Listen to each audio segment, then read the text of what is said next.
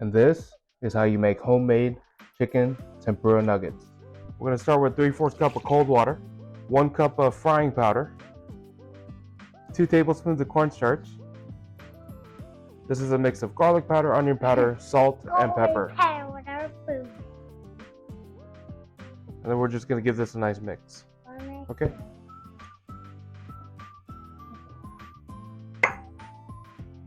Right, this is a pack of pre-marinated chicken that I got from H Mart. Comes in a pack like this. This was on sale, so it's only $3.83 for about 1.5 pounds. And we're going to add this directly into our tempura mix. And then we're going to heat up our oil and get this fried. Right, now we're going to fry.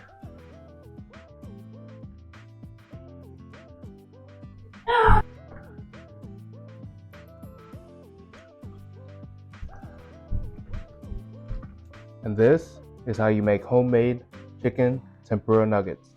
Juicy, flavorful.